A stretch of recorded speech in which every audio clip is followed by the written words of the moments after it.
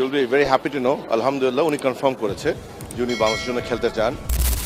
বাবা আমাকে খেলা দেখাইছে, এরা তো বাংলাদেশ থেকে আসছে, এরা বেশি আর কোনো খেলা যে হকি টকি যে আছে কানাডাতে ওইগুলো বেশি জানে নাই। কে এই সামিত সোম? সামিত সোমের জন্ম কানাডায় হলেও তার বাবা মা বাংলাদেশি, সে কারণে বাংলাদেশ দলের হয়ে খেলার যোগ্যতা রাখেন তিনি। তার জন্য কিছু আনুষ্ঠানিক ধাপও পেরোতে হবে। প্রথমে করতে হবে বাংলাদেশের পাসপোর্ট, তার আগে বাবা মায়ের নাগরিকত্ব সংক্রান্ত কাগজ হালনাগাদ করতে হবে। এরপর প্রয়োজন কানাডীয় ফুটবল ফেডারেশনের অনাপত্তিপত্র এনওসি, তারপর ফিফার প্লেয়ার স্ট্যাটাস কমিটিতে আবেদন করতে হবে। সব প্রক্রিয়া ঠিকঠাক শেষ হলে তবেই সামিত বাংলাদেশ জাতীয় দলের হয়ে মাঠে নামতে পারবেন। সময় বেশি নেই, বাংলাদেশের পরবর্তী আন্তর্জাতিক ম্যাচ 10ই জুন। এএফসি পোর্টালের মাধ্যমে নির্দিষ্ট সময়ের মধ্যে খেলোয়াড় নিবেদন শেষ করতে হবে, তাই সময়টা কিছু চ্যালেঞ্জিং। তবে সামিত যেহেতু সিদ্ধান্ত নিয়েছেন তাই আসার জায়গাটা বড়।